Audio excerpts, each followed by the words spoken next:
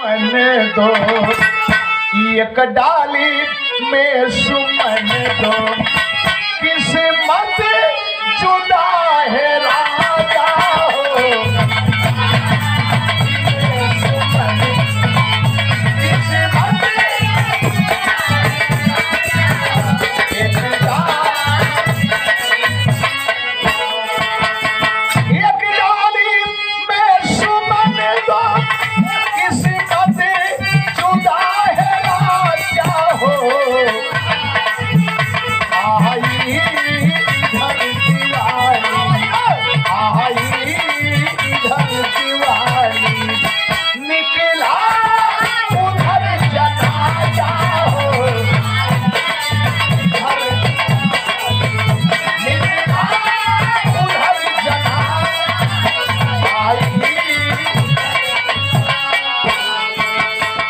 अरे जब एक गीत गाई कि एक डाली में सुमन दो किस्मत जुदा है राजा आई इधर दिवाली निकला उधर जनाजा। धर्मराज जी एक तरफ से खड़े हो गए, बोले नर्तकी इस गीत को बंद कर दे तो अच्छा है। सारी जनता कलश की इतना बढ़िया गीत गौलस सरकार काहे के बंद करावत हुए, लेकिन सरकार बुझत रहले कि नर्तकी है गावत है कि एक परिवार का हम दोनों आदमी और एक आदमी का सब कुछ नाश हो गया और आज हम जश्न मनावत है। अगर हम एक में रही तो एक आदमी मर जात तो कुल आदमी मिल के राम राम सत्य बोली, लेकिन आज एक आदमी के मर गए के बाद हम जश्न मनावत है और एक आदमी हम गीत सुनत है। वो जान गए, बोले किसको बंद कर दे, कोई दूसरी गीत जानती है तो गा। परम माननीय माननीय हमारे गार्जियन श्रीमान संजय प्रधान जी ग्राम सभा श्रीगथा की माटी से ये 200 रुपए पुरस्कार बहुत बहुत प्रणाम करते हैं, सादर सम्मान करते हैं। आप सबका जे सुत गल है उनके कोट कोट प्रणाम करते हैं। ऐसा भव्य जगह और समय बहुत कम मिली। इतना समय में अब ही लोग बैठ के अब ही सोच में हुआ कि कुछ गवा ले लिया। मामूली बात, इतनी बड़ी व्यवस्था नहीं होती तो कुहेस बाहर निकलने के बाद अंदाजे कर मिलत है कि कौन पोजीशन में हो। लेकिन बधाई के पात्र हैं कन्या पक्ष और वर पक्ष दोनों तरफ से बहुत बहुत प्रणाम करते हैं। सरकी गीत गाती है, क्या गाई?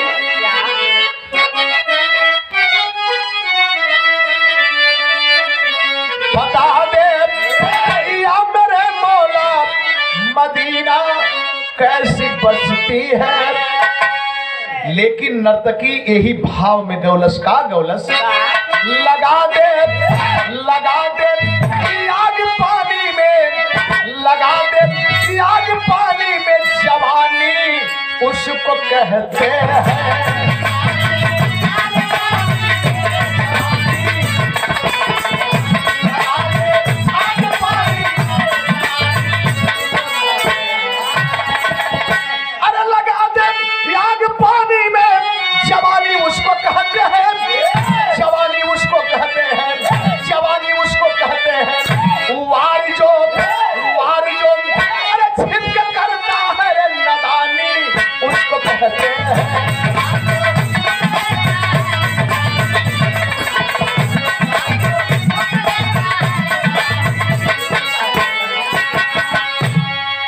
सरैया मतलबी भैया सरैया, अब वहीं से जाके एड्रेस बतौला, बड़ा प्यार। और मैंने बताया ना कि ठीक रस पर भाव पर आप इनाम लेके चलत हुए। एक 50 से पुरस्कार बहुत बहुत प्रणाम करते हैं, सादर सम्मान करते हैं। लेकिन जब नर्तकी गौलस लगा दे आग पानी में जवानी उसको कहते हैं, आय हाय लोग ऊंचे लगले। और जब दूसर की लाइन गौलस वार जो छुप के करता है नदानी उसको कहते हैं। कल मार गए अर्जुन कल मर्दई कहीं हम ही कितना न बतिया कहतिया, हम ही के बतिया कहतिया। जब हम भीष्म पितामह के आए है शिखंडी के सामने खड़ा करके मरली, यह बतिया ना कहतिया। कल है ये क्या गा रही है, अरे इसको बंद कर, कोई दूसरी गीत। कोई हाँ उस समय भोजपुरी रहे है, लेकिन दिमाग में जब याद आलो लोन के तब तो कही सकत हुए। कल कोई दूसरी गीत जानती है तो गा, ये गीत अच्छी नहीं लग रही है, जनता सुन के मेलहे लगे कि भाई गीत में तो बड़ा बढ़िया रस रहा है, लेकिन ये लोग मन ही के तैयार न हुए। तो तीसर की गीत नर्तकी गाई, ओ गीत का तर्ज हो, क्या बात है।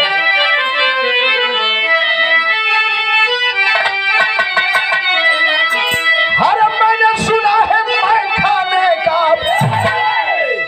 अब वही सब सिपाही चल रहा, क्या बात है।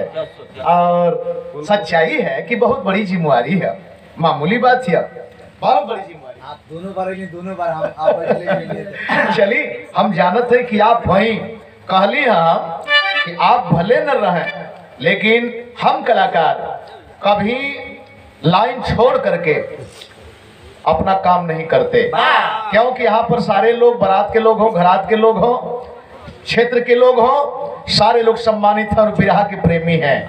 हम कलाकारों के शुभचिंतक हैं। 1000 रुपये का पुरस्कार परम आदरणीय माननीय हमारे गार्जियन आप श्रीमान सिपाही जी के द्वारा एक बार मलिकार के नाम पर, सिपाही जी के नाम पर, देश प्रेम के नाम पर जोरदार ताली बजा के स्वागत करते हैं।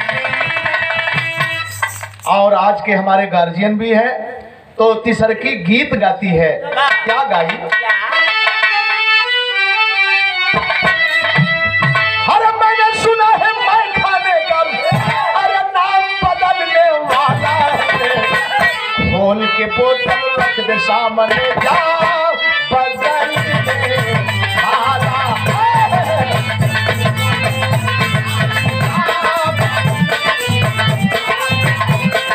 खोल के बोतल रख दे सामने,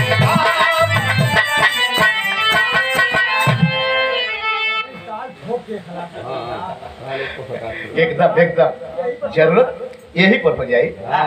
ये 100 रुपया पुरस्कार हमारे भैया की तरफ से देखे, रोम रोम में हम कलाकारों के प्रति प्रेम है, प्यार है। आते समय कुछ न कुछ उद्गार, जो हमारी पहचान है, हम लोगों की जो पहचान है कलाकारों की, सबसे बड़ी खुशी है कि हमारे क्षेत्र में 2-3 कलाकार जो पैदा भेल गए, आप लोगों के ये मेन अहम भूमिका है। बाबूलाल भैया कहीं बाहर जाते हैं हम लोग, तो गांव का नाम भले न जाने, लेकिन एक बार नाम ले लेला लोग तो कहीं न कहीं सम्मान जरूर मिलेला। अब हाल में एक आदमी का लखनऊ चौराहे पर मोटरसाइकिल पकड़ा गई, अब पकड़े वाला वो टीम में एक आदमी ये हरे के, कहाँ घर है, गाजीपुर में, कल की गाजीपुर में सदियाबाद थाने में, कल की नंदलाल रवि को जानते हो, कल हाँ साहब हमारे बगलिया कौन करे, अच्छा जाओ वास्ते से जाओ, निकल जाओ। बड़ा प्यार है, यह खुशी होले कि हमारे का कमाई यह कुल है। बहुत बहुत प्रणाम करते भाई के, क्योंकि हमसे छोटा यहाँ कोई होबे न करे। जे देला ओकर हाथ ऊपर होला, लेने वाले का हाथ नीचे। लेकिन हे जई नर्तकी क्या गाई, अरे बड़े बड़े जोधा सन्यासी, बड़े बड़े जोधा सन्यासी, अरे औरत से ही हारे, औरत का ही रूप पकड़ कर दुश्मन को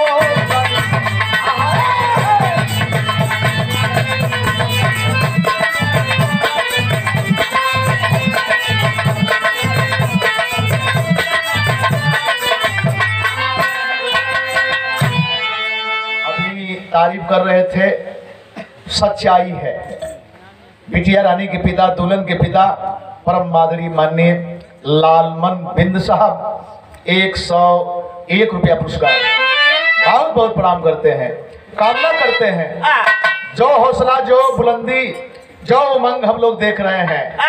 देखा ये उमंग मामूली बात नहीं है, 1 से 2 कलाकार के बुलाव में सोचे के पड़ेला, अब 5-5 कलाकार के गवावल बहुत बड़ी बात है। यह हौसला है और हौसला दोनों तरफ हमेशा हमेशा बना रहे। कलाकार यही कामना करता है, इबादत करता है। लेकिन जब ये कलश की बड़े बड़े जोधा सन्यासी औरत से ही हारे हैं, औरत का ही रूप पकड़ के दुश्मन को संहारे हैं, अरे बाप रे बाप, ना बर्दाश्त भैल। भीम बली कड़कड़ाई कुटला कला है, अरब यक्का घुसा फूल उड़ी पूरी बहरे फेंक दे।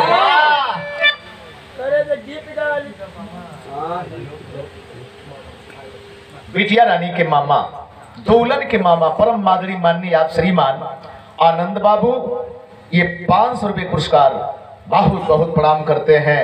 बड़ा अनमोल, बड़ा प्यारा, बड़ा पवित्र रिश्ता मामा का होला। पहला निमंत्रण न्योरे में जाला, चाहे हर से चाहे वो हर से, लेकिन हुआ क्या?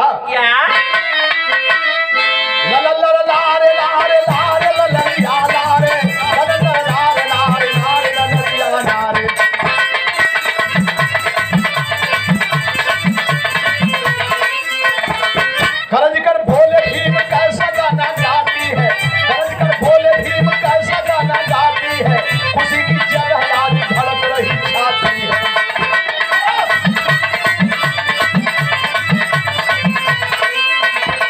मेरे ही बल पर, मेरे ही बल पर, मेरे ही बल पर मिली विजय पताका है, मेरे ही बल पर मिली विजय पताका है, भीम का नाम दुश्मन के लिए धमाका।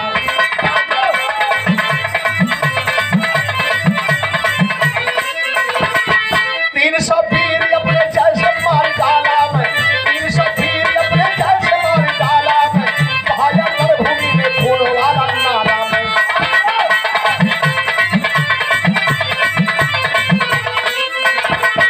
बात बिगड़ गई और ये 200 रुपये पुरस्कार परम मादरी हमारे गार्जियन नौशाद साहब के पिता श्री के आप परम मित्र साहब के द्वारा बहुत बहुत प्रणाम करते हैं। मित्रता हमेशा हमेशा के लिए पाक पवित्र अमिट रहे। आप सारे लोग का सादर सम्मान करते हैं। काला कह रहा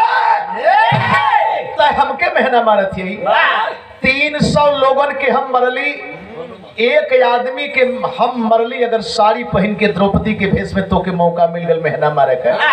100 भाई कलिंग, 100 भाई कीचक, 100 भाई कौरवों को मारने का दावेदार अगर है तो किसी एक भीम का जाता है। एगो बात कहला तनी सब पूरा बढ़ चले आयल हो रजित भैया, क्या बात है?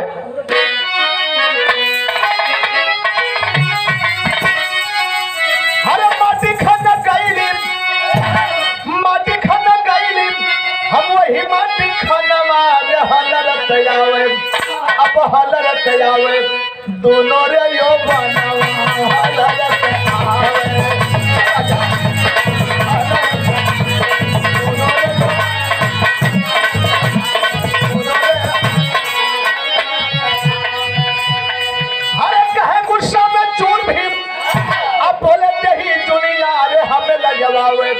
हमें लजवावे हाई उड़हरी ठगिया, हमें लजवावे।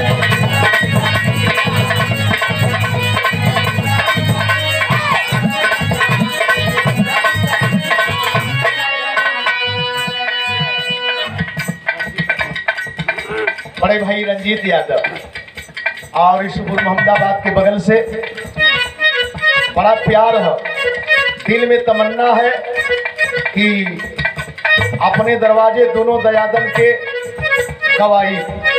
लॉकडाउन मार लेकर लेकिन फिर भी तमन्ना है देखें इस कुहेस में पाले में यहाँ पर चल के आए।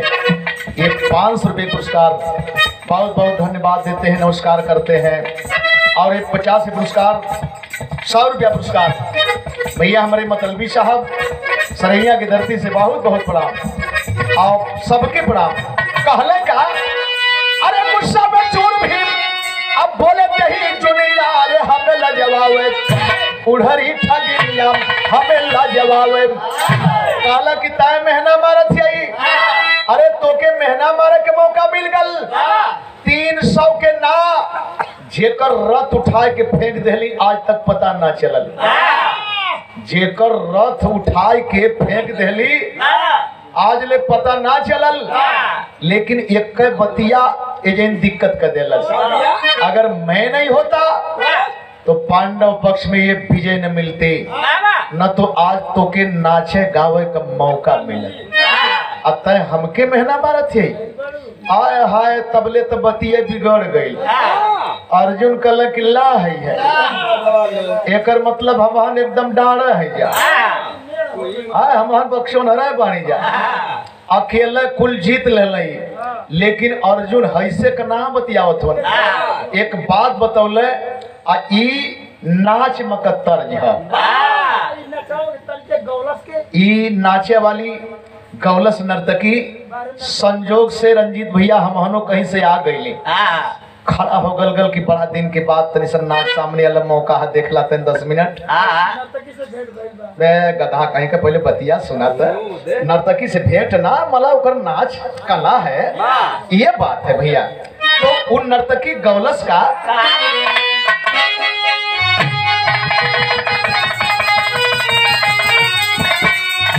हर प्रिया कला कतवा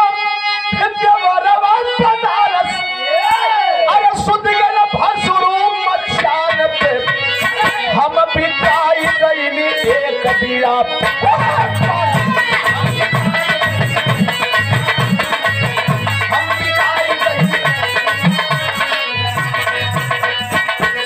हम कली गीत में ते करे रसबा तबले जोकर नमवा है जोकर आजादी है जो मर्जी करे वो कर लेकिन हमेशा दुअर्थी भाव होला जोकर याल कलसा है पर शुक्रिया पर हम शुक्रुआ फिट किया कहली कि शुक्रिया तो बड़ा जानल गए लेकिन शुक्रुआ का होला बाबूलाल भैया तो शुक्रुआ में का गौलस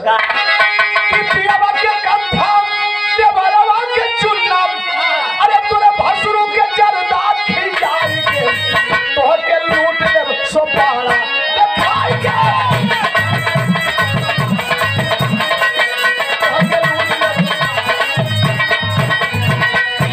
गुस्सा में जोर अर्जुन बोले नहीं छनवा अरे बंदे के जानियो के मान से तीर बने तो बड़ा कर बचा के तीर बने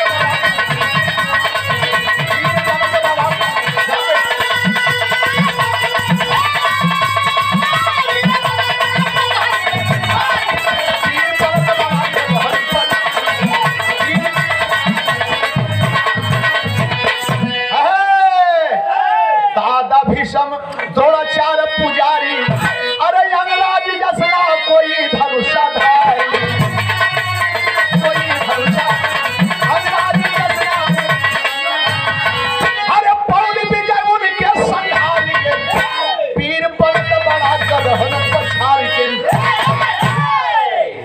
चक्रव्यूह जब गुरु द्रोणाचार रचे एक दिन तो ना रहली लेकिन बेटा अभिमन्यु के गंवा देहला बहादुर बनत हुआ वो दिन काहे न रथ उठा के फेंकला काहे न रथ उठा के फेंकला तब 10,000 के एक साथे में पितामह काटे आ ओ पितामह के मारे वाला हम अंगराज कर जैसा कोई बहादुर नहीं अंगराज कर्ण भाला लगा करके छाती पर आपको कुरुक्षेत्र के मैदान में नचा रहा था कहां बहादुरी गई लहल अगर मैं अंगराज को नहीं मारता तो क्या पता कि लड़ाई आज बंद होती आया है जब ये बात भीम सुन ले तो भीम एक और भैल कल की सही कहा था अंगराज कर्ण हमके क्षमादान कर देहलस अब ओके मारा वाला अर्जुन है अर्जुन बकत गए कि जा हो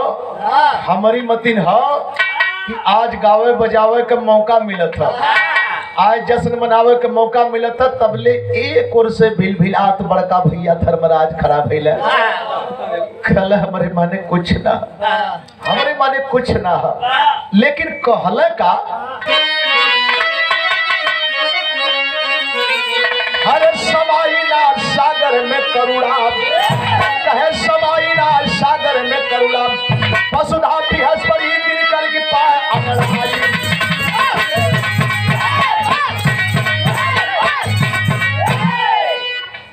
ये पुनः 500 रुपये पुरस्कार जब जब फोन आयल हुई पिताजी का यादाश्त जरूर सामने पटल पर आप रख ले हुई बहुत बड़ी मदद और बड़ा मशहूर रहले वो पीरियड में और वही खानदान वही बाप का बेटा क्या प्यार है क्या स्नेह है देखें हर दिल के धड़कन के हर लोग जानला, लेकिन क्या भाव है आपके अंदर, वही तरह का दौड़त रह गए नंगे पाव, यहाँ से लेके वहां तक, यहाँ से लेके वहां तक।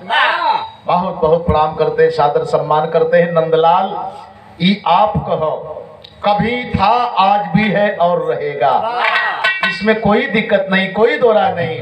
जब जब आप फोन कहले हुई तो ये बात जरूर कहले हुई है, मामा, जब मामा भाव आगल तो वो यादाश्त ताजी हो गई कि चले रास्ता, मजाक करत साहब आदमी पूछ जाए कि नहीं है फलाने का एक क्या था, क्या भाव था। बहुत बहुत प्रणाम करते हैं। और कर्म महान है, कितने ऊंचाई पर बाप मतारी का यह कर्म है और यह शिष्टाचार है। जो ऊंचाई हम लोग पा रहे हैं, आप लोगों की वजह से पा रहे हैं। अब हमहन का कमायल तक आगे वाली पीढ़ी जानी कितना बढ़िया है ना बढ़िया, लेकिन बात वही का है, बात बिगड़ गई, बात बिगड़ गई।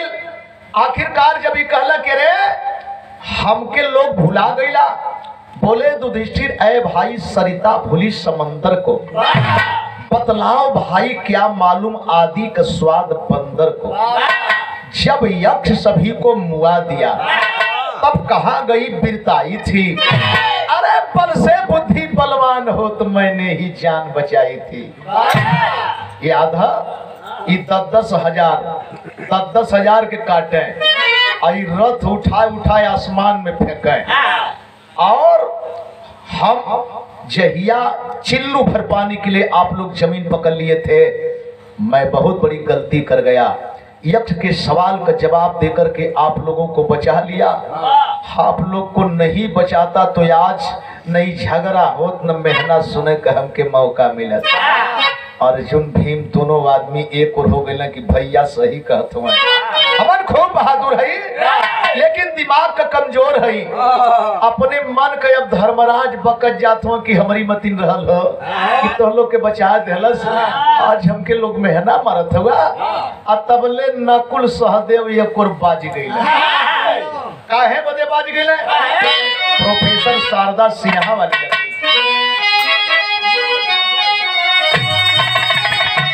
आगे के बिरहा में उछाल वाले स्वर्गीय हमरे राम चा, अरे लहुरी को तिनिया मरलस, लहुरी को तिनिया मरलस, अतनवा का पतिया रोई रोई, लिखवावे रजत पतिया रोई रोई।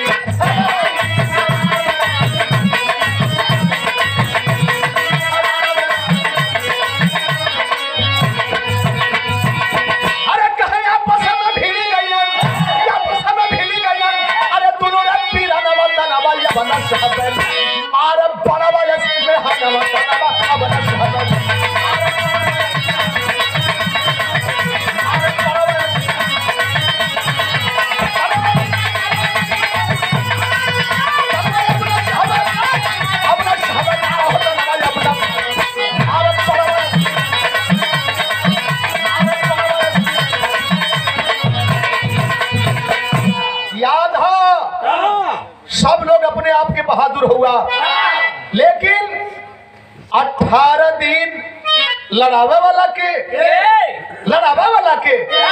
दादा भी सब द्रोणाचार्य पुजारी, दादा भी सब द्रोणाचार्य पुजारी, एक से एक सब कोई रहल धनुषधारी।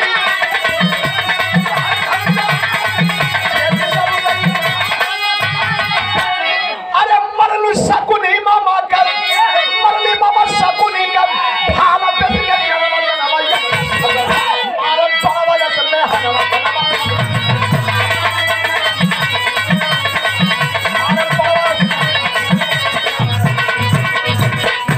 इतना दूर तक लड़ावे वाला मामा शकुनिया सब बाण बरसावे, गदा बरसावे, लेकिन मामा शकुनी असली झगड़ा का जर ओके मारा वाला हम। अगर हम ना मरले होती तो कल लड़ाई बंद हो। अश्वत्थामा, कुलगुरु कृपाचार्य, कृतवर्मा, अभी 3 ऐसे महारथी थे कौरव पक्ष में, लड़ाई पता नहीं किस मोड़ पर जाती। लोग कहला कि सही कहत सब आए है शकुनी मामा झगड़ा की जड़ की समाप्त करे वाला यही आदमी। और तबले भगवान कृष्ण आ गई। का हो भाई ये जन से सिपाही जी बिरहा मुड़े जाते का बात या लोग ना बता पावत हुन, कुछ लोग बता देला कि प्रभु ऐसन ऐसन बात है। कहला कि झगड़ा मत करा, झगड़ा मत करा, एगो परछाई है वही खदेड़त है, पता नहीं कबले कहाँ तक जाई। एक काम करा, तोहर ही परिवार का एगो लड़का जौने के बीच में जेकर नाम हो बर्बरीक, और जानते हैं बर्बरीक किसी और का बेटा नहीं था महेंद्र भैया, बर्बरी के ही परिवार का बेटा रहल। लेकिन धोखा भैले परिवार के संगे, धोखा भैले परिवार के संगे आया है। जहां जहां लोगों ने देखा कि ये गरीब का बेटा है, प्यार मोहब्बत में पैदा हो गया, घटोचक पैदा हो गया और आगे बढ़ेगा तो हम लोगों की पहचान धूमिल कर देगा। तो आगे जब हम लोगों की पहचान धूमिल होगी तो इसके पीछे खड़े लोग अपने आप को पहचान जाएंगे, और जब पहचान जाएंगे तो पांडव माने कुछ रह भी नहीं जाएगा।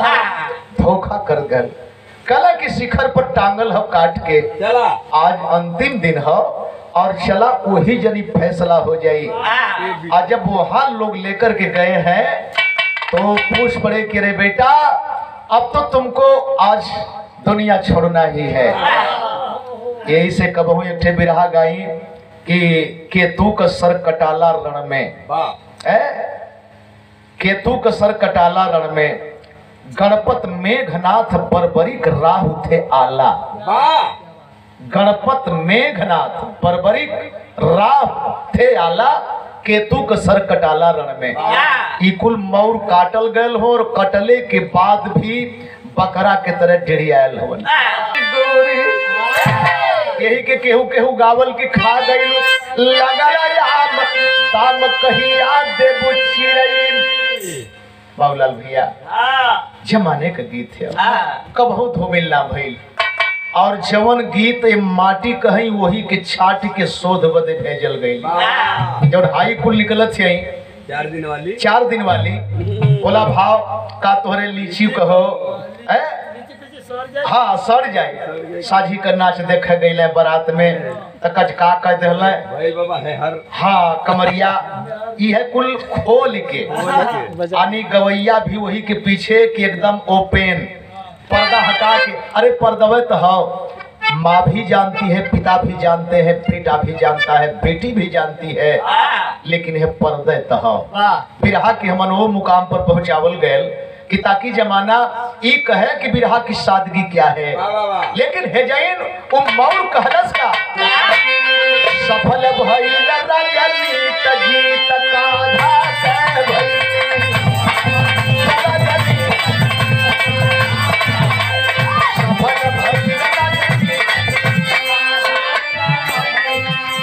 अरे गुस्सा में चूर भी मारे लठ करवन, अट्ठासा से पासा भयल नहीं सिरवन।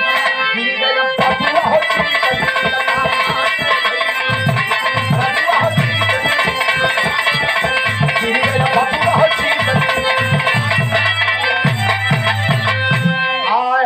गोसियाय के जब ही कलश की सफल भइल राजनीत जीत कांधा का भइली। अरे हम तो यह देखली कि कहीं तलवार चलौले, कहीं धनुष बाण चलौले, कहीं गदा चलौले, कहीं चक्र चलौले, कहीं दिमाग चलौले, और इनके दिमाग के बल पर सारथी बने और विजय पताका पांडव के पक्ष में आई। भीम घूम के गईला ये केड़ा मरला, कल सरवा हमारे नाती हमार नाम न ले, हमार नाम न ले, लेकिन वो सर कटा अपनी जगह पर अडिग है और भीम को ठोकर लगा। भीम चारों खाना चेत घूम के भगवान कृष्ण देखल कल की भीम भैया का बात है, कैसा ना झुराल हुआ। कल धोतिया में गोड़वा फंस गल, कल या भई अझुरैबा, अझुरा तो बहुत बड़हर हो, कुल जानी अझुरैबा। कल की प्रभु ये अझुरा खत्म कैसे होई। कल एक ठे काम करा, एगो काम करा। कहले का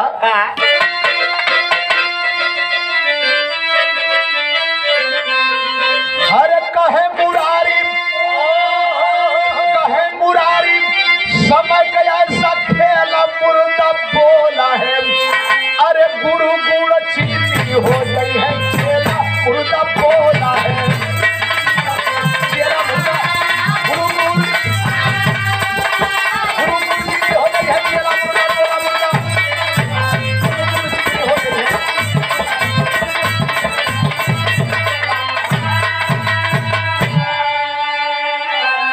समय बलवान है, कब के कौने मोड़ पर खड़ा कर दे।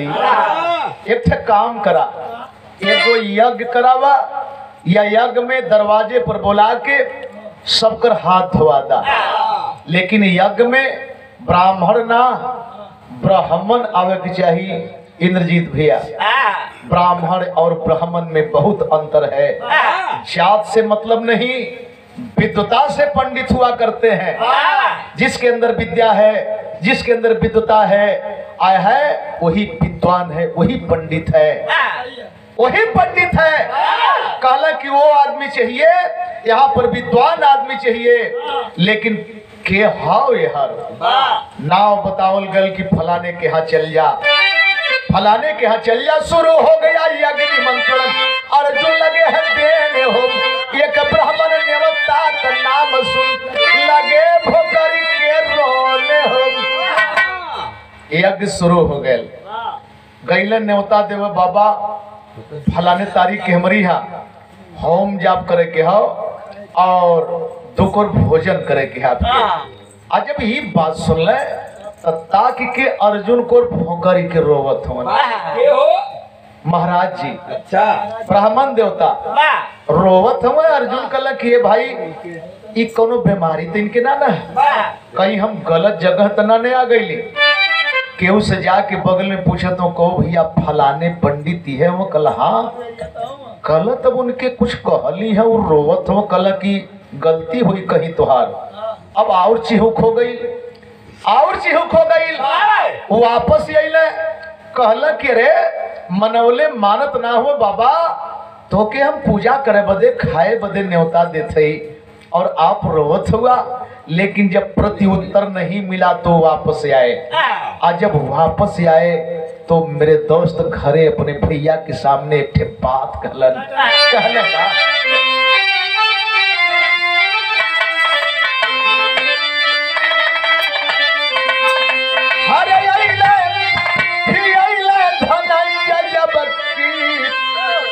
अपनी भवन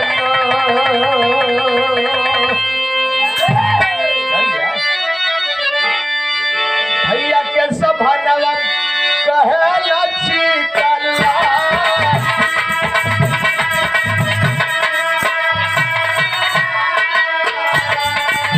माफ कई देवा भैया हमारी नगरिया।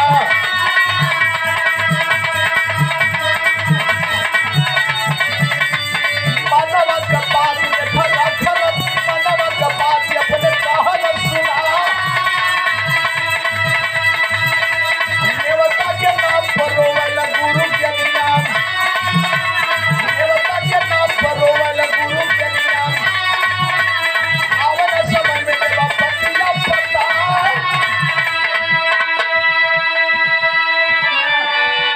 हाय हाय कहला कि भैया आदेश का पालन करते हुए मैंने गया फलाने ब्राह्मण के पास, आमंत्रण दिया, लेकिन जवाब में कुछ नहीं बोले, केवल रोए। एकर मतलब का है हमारे समझ में ना। बड़ा लोगों से पता कैली, लोग बतौल कि नाना पागल नहीं है, कोई बीमारी भी नहीं है, लेकिन कहीं न कहीं आपकी कोई कमी है। इतना सुनत बड़ा का भैया रोवल लगल, इतना सुनत धर्मराज रोवल लगल। अखिया से अपने होया सुवा पहाड़।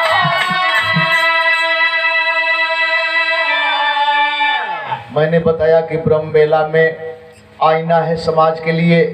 आज जब इतना बात बड़का भैया सुन ले, अरे बाप रे बाप, आपन धोती अपने मुहे पर लगौले, हचक हचक रोत हवन। अर्जुन कहले अरे ई कोनो बीमारी तो ना है। महाराज के कहली महाराज रोवत हो, भैया से बतावत है भैया रोवत हो।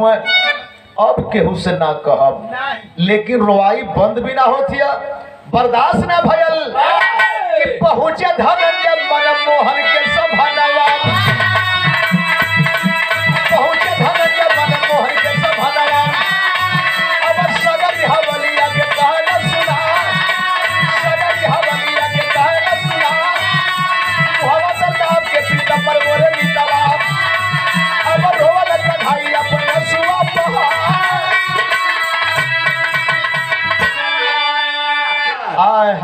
बाबूजी गौर करेंगे। ना बर्दाश्त भयल, भाग करके भगवान के पास पहुंचे, बोले प्रभु हम अपन गलती पकड़ ना पावत है, का हमसे गलती होती है। महाराज जी के कहली, महाराज जी रो रहे हैं। वो बात आकर के मैंने भैया से कहा, भैया भी रो रहे हैं। प्रभु हमार गलती हमसे ना पकड़ाती है, तब लेता पीताम्बर मुहे तर लगौल हचक के भगवान जब रोह लगल, कल अब समझ में आ गल कोनो बीमारी है, ई कौलो बीमारी है, अब केहू से कहब ना। यार महाराज आखिर में ये तीनों मूर्ति रोवत काहे हुए, का बात है। बड़ा देरी हो गई, दुखित होके हाथ जोड़ के बोले प्रभु अगर शंका समाधान नहीं करेंगे नहीं जाऊंगा भगवान, मैं आगे नहीं जाऊंगा। आया है भगवान को कहना पड़ा कि धनंजय जानना चाहोगे, जानना चाहोगे। कल कि हाँ प्रभु, कहल का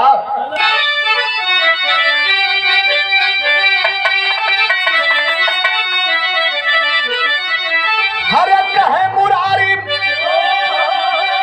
कहे मुरारी अर्जुन के समानवा दे घरी, पहले रोवे का करनवा बतावा ये हरी।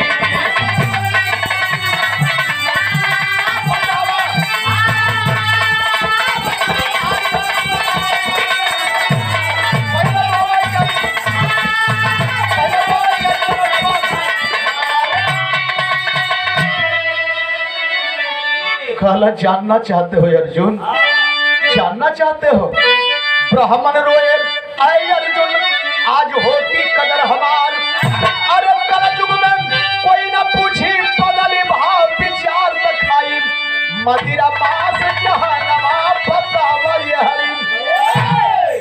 आए हाय आज जिन्हें पंडित कहा जाता है, विद्वान कहा जाता है, कल पहचान ही नहीं पाओगे कि इसमें से कौन पंडित है, कौन विद्वान है, कौन क्या है। पूरे लोग एक कतार में खड़े हो जाएंगे। आज यह तो देखा कि मिला था, आज यह देखा कि मिला था।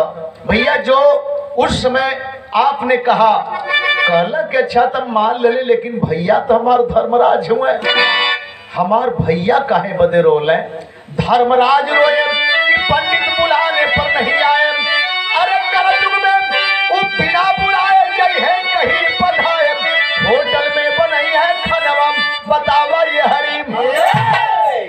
कल की आज कदर हो रही है, बुला करके लोग ससम्मान ले जा रहे हैं और ससम्मान फिर वापस कर रहे हैं इज्जत के साथ। लेकिन एक समय ऐसा आएगा कि होटल में राम नामी दुपट्टा वाले तिलक चंदन लगा करके खाना बनाएंगे, झूठा बर्तन माजेंगे, पैसे की लोभ में नहीं पहचान पाओगे। आज ही देखा गया, कहीं रामपाल को देखा गया, कहीं आसाराम साईं को देखा, नारायण स्वामी को देखा गया, कहीं माई राधिका के देखल गयल, राधा माई के देखल गयल, तमाम लोगों के देखल गल कि बड़े बड़े मठाधीश जिनको लोग गुरु हजारों कतार में खड़े होकर के पैर छूने के लिए भीड़ लगती थी, आज उनकी हालात क्या है। कहीं न कहीं लालच है, तो इस पर भी विचार करना पड़ेगा, इस पर भी विचार करना पड़ेगा। दो चीज तो आपने पा लिया, जानते हैं क्या पा लिया आपने। केवल एक आदमी के लिए ये हक था लाला लेखपाल बनने का, लाला पटवारी कहल जा। आज सारे लोग लेखपाल बन रहे हैं। एक अधिकार और मिला जो केवल एक जात बिरादरी के लिए निहित था और ये सफाई कर्मी, लेकिन आज ये सारे लोग सफाई कर्मचारी नहीं राज कर्मचारी बन रहे। एक चीज और चाहिए, मंदिर बने, मस्जिद बने, लेकिन उस मंदिर पर हमारा भी अधिकार होना चाहिए। हैदर भैया का भी परिवार बैठेगा, नंदलाल मोदी का भी परिवार बैठेगा, ना कि व्यक्तिगत केवल एक आदमी का परिवार बैठेगा। क्योंकि पूजा पाठ हम भी करते हैं, भगवान हमारे भी है, भगवान आपके भी है। अगर भगवान आपके कहीं अलग होते तो मैं आपसे सवाल नहीं करता, लेकिन मैं जानता हूं कि भगवान अलग अलग बिरादरी के, अलग अलग जात के नहीं हैं। भगवान सबके एक है, बांटने वाले तो हम हैं, बांटने वाले तो हम आप हैं। यहाँ पर कल की प्रभु यो मान ले, लेकिन लीलाधर आप तो यंतरयामी है। कल हाँ जानते हो मैं क्यों रोया? मैं रोया कि आज कीर्तन में होती भीड़ है भारी। अरे कलयुग में गांजा शराब पर जुटी है नरी और नारी, सुरती बन जाई रतनवा पतावाई।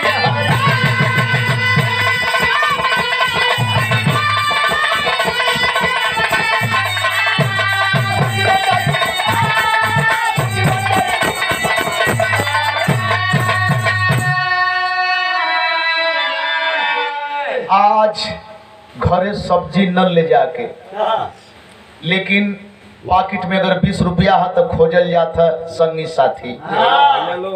दो जानी हुआ न 20-20 छे लगावा 60 गो होते तब 5 छे कम होते। अब वही 10 छे चाहती केहू और मेटा गल, चल भाई 10 छे ले मिला थोड़ी कर सही।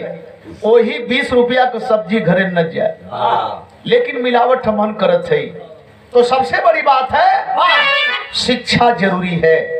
भाई ने बहुत पहले एक बात कही, अच्छी बात है कि हमें तालीम चाहिए, लेकिन हम शिक्षा की तरफ न घूम करके हम अशिक्षा की तरफ जा रहे हैं। हम शिक्षा की तरफ न जा करके हम दूसरे तरफ जा रहे हैं, जिधर से हमारा नुकसान हो। हमारी जड़ कमजोर है, हमारी जड़ कमजोर हो, हमारी पुनई कमजोर हो। नहीं मेरे दोस्त, अगर अपनी जड़ को मजबूत करना है हमें, तो हर काम छोड़ के कम खाएंगे, हम फटा पहन लेंगे, लेकिन अपने आगे वाली पीढ़ी को इतना मजबूत करेंगे। और सबका अधिकार है शिक्षा न खेती किसानी में उपजे, शिक्षा बगानों में फलती नहीं है, शिक्षा का कोई न पर्वत नदी है, शिक्षा जमी से निकलती नहीं है। शिक्षा है सबकी जो निष्ठा से चाहे, शिक्षा किसी की बपौती नहीं है। हमें पूरा अधिकार, अगर ये अधिकार नहीं होता तो हम इतने गरिमा के साथ नहीं कह पाते कि हमारे भाई, हमारे बड़े भाई महेंद्र साहब सिपाही हैं, फला हमारे फला हैं, मास्टर हैं, इंजीनियर हैं, डॉक्टर हैं। अरे अगर शिक्षा नहीं होती तो नंदलाल जैसा गरीब का बेटा इस मंच पर खड़ा भी नहीं हो पाता। ये शिक्षा की देन है। तो अगर पीढ़ी को मजबूत करनी है, समाज को निखार लाना है, तो हमें सबसे पहले शिक्षा शेरनी का दूध पीना होगा। गुरु बिहारी गुरु गणेश गए, खत्म हुआ दस्तान, विमल चंद्रिका करके सब बच्चन से प्रेम, हरे समाई और सागर में करुणा।